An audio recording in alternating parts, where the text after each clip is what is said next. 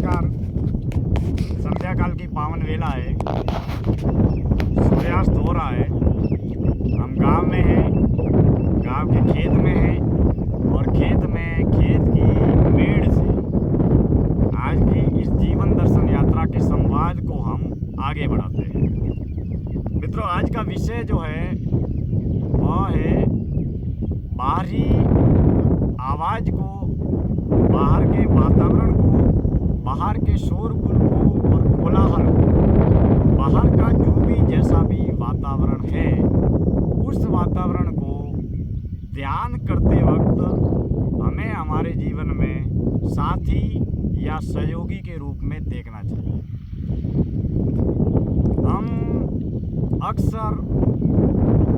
पूर्ण रूप से शांत या पूर्ण रूप से ऐसा वातावरण जहाँ पर न तो कोई व्यक्ति हो, न कोई शोरगुल हो, न कोई कोलाहल हो और पूर्ण रूप से एकांत जैसे वातावरण को हम व्यवहारिक सांसारिक जीवन में ध्यान साधना को करने के लिए या ध्यान की गहराई में उतरने के लिए हम ऐसे अनुकूल वातावरण को सहज रूप से उपलब्ध नहीं हो पाते, क्योंकि हम जिस शहर में रहते हैं, जिस गांव में रहते हैं, जिस परिवार में रहते हैं, तो मनुष्य एक ऐसा सामाजिक प्राणी है जिसका संबंध और संपर्क और ज़रूरत व्यक्ति से भी है, धन साधन से भी है, वस्तु से भी है, संपर्क से भी है और संबंधों से भी है। तो ध्यान की सहज अवस्था को उपलब्ध होने के लिए हमारी बाहर से आने वाली तमाम तरीके के शोरगुल को, कोलाहल को, आवाज़ों को एक साथी सहयोगी के रूप में होश में रहकर साक्षी भाव से देखना चाहिए। मित्रों, आज से कई साल पहले की ये बातचीत है या मेरा ये अनुभव है कि मैं मेरे घर पर कई साल पूर्व जब मैंने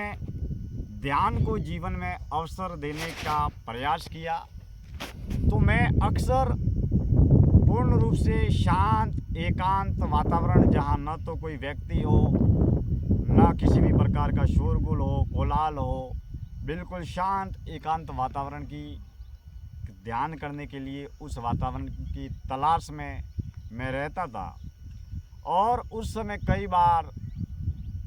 ध्यान योग्य अनुकूल वातावरण कभी भी कहीं भी किसी भी रूप में उपलब्ध नहीं होता था। मित्रों, एक दिन की बात है कि मैं घर पर ध्यान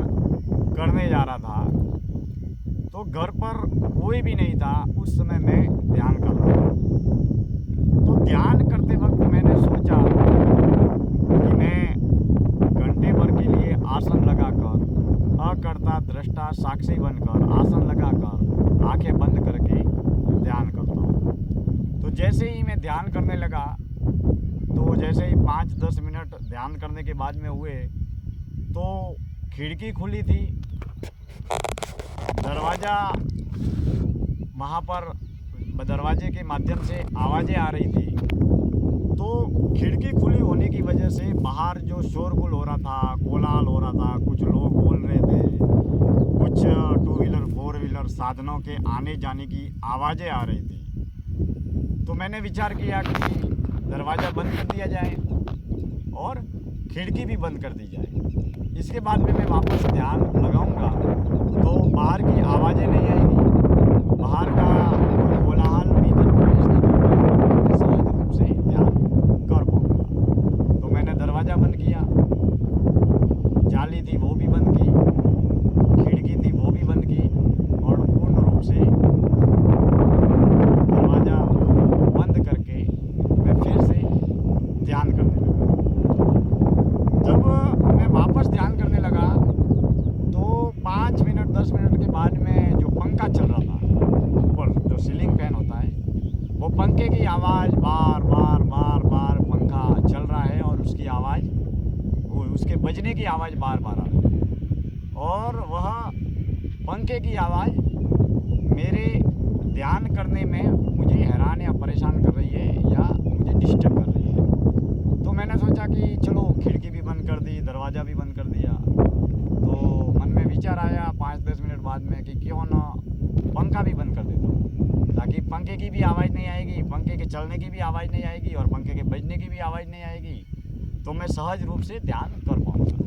तो मन में विचार आया चलो पंखा भी बंद कर देते। तो फिर पंखे को बंद कर दिया।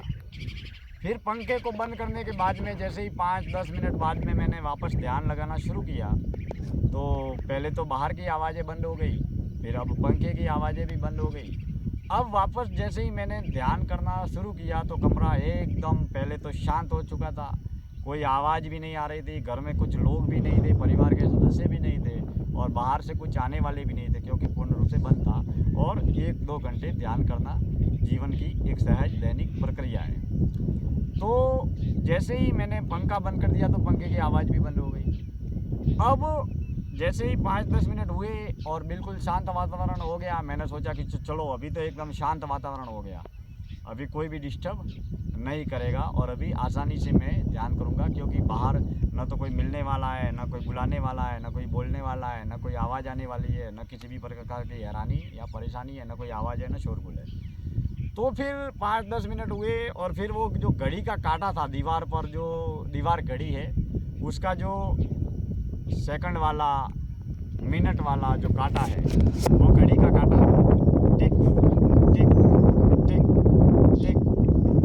बजने लगा। अब मैं सोचने लगा कि दरवाज़ा भी बंद कर दिया, खिड़की भी बंद कर दी, चलो अब ध्यान लग सकता है। फिर पंखे की आवाज़ आ रही है, चलो अब सहजता से ध्यान लग सकता है।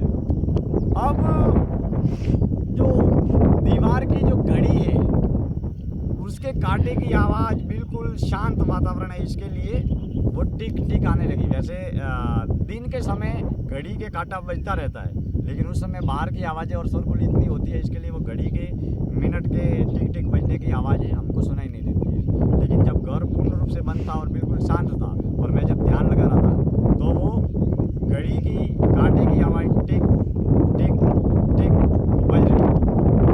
अब मैं फिर हैरान परेशान हो गया कि क्यों ना घड़ी को तो बंद नहीं किया जा सकता, या घड़ी को बाहर भी नहीं निकाला जा सकता, या घड़ी को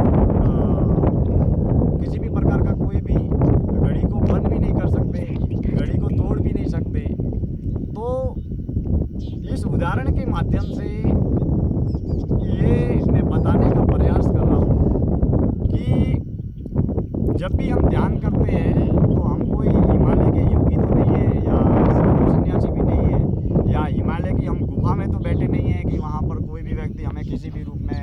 हैरान या परेशान नहीं करेगा, या कोई भी शोरगुल नहीं आएगा, कोई आवाज़ नहीं आएगी। तो मित्रों,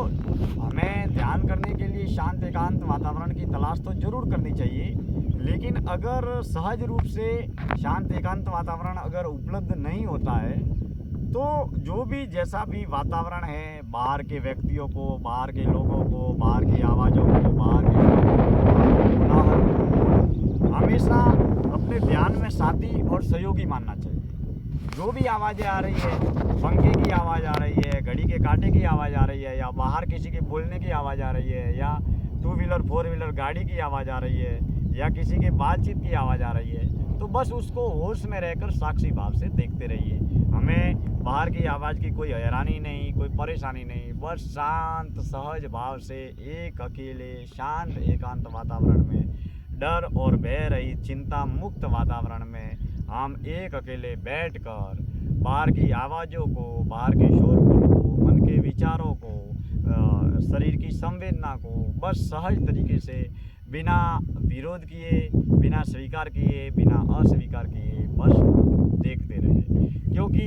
हम ऐसे वातावरण को कभी भी कहीं भी उपलब्ध नहीं होते हैं कि जहाँ पर किसी भी प्रकार का कोई शोरगुल ही नहीं हो, कहीं पर कोई आवाज़ ही नहीं आए, या कहीं पर कोई व्यक्ति ही नहीं मिले। ऐसा वातावरण अक्सर सहज तरीके से मिल पाना बहुत मुश्किल है। लेकिन ध्यान तो हमारे दैनिक व्यवहारिक जीवन में प्रतिपल हर रोज़ करने वाली घटना है। तो दैनिक व्यवहारिक जीवन में 1-2 घंटे ध्यान करने का प्रयास और अभ्यास अवश्य करना चाहिए, और बाहर की आवाज़ों को, शोरगुल को हमें ध्यान में साथी सहयोगी मानना चाहिए। और साधक जब गहरे तल पर ध्यान में एकदम परिपक्व, गहन और गहरा साधक बन जाता है, तब वह चाहे तो रेलगाड़ी चल रही है, लोग आ रहे हैं, कोई बेच रहा है, कोई सामान बेच रहा है, बड़े बाजार में भी वह सहज रूप से ध्यान की अवस्था को उपलब्ध हो सकता है। यह साधक की गहरे तल की उसकी परिपक्वता होती है। इसके लिए मित्रों, ध्यान में हमें बाहरी आवाज़ों को, बाहर के वातावरण को साथी सहयोगी मानना चाहिए, न कि उनका विरोध करना चाहिए, न ही उनसे दूर भागने का प्रयास करना चाहिए। सहज स्वीकार रूप से अपने जीवन में उसे अपनाना चाहिए और बस केवल उसके प्रति जागरूक रहना चाहिए। जैसे विचारों के प्रति जागरूक रहते हैं तो धीरे धीरे विचार गायब हो जाते हैं, ठीक उसी तरीके से जैसे इस उदाहरण के माध्यम से मैंने समझाया कि पहले बाहर का कोलाहल, शोरगुल, बाहर के लोगों की बातें ध्यान में डिस्टर्ब कर रही थी, फिर पंखे की आवाज़ डिस्टर्ब कर रही थी, और फिर घड़ी के टिक टिक कांटे की आवाज़ डिस्टर्ब कर रही थी। तो मित्रों, बाहर का जो भी घर, परिवार, समाज, संसार, बाजार, घर, दुकान, ऑफिस का जो भी जैसा भी वातावरण है, उसको सहज तरीके से ध्यान में अपनाना चाहिए, साक्षी भाव से देखना चाहिए। जैसे विचारों को देखते हैं, कर्म को देखते हैं, वैसे ही जीवन में हर क्षण, हर कर्म, हर श्वास के प्रति, हर पल के प्रति जीवन में ध्यान को अवसर देना चाहिए, क्योंकि ध्यान ही जीवन है और ध्यान की प्रक्रिया जीवन के अंत तक हमारा साथ देगी, हमारे पास में रहेगी। इसके लिए मित्रों, ध्यान को जीवन में अवसर जरूर देना चाहिए। आप सब हमारी इस जीवन दर्शन यात्रा से जुड़े रहे। धन्यवाद।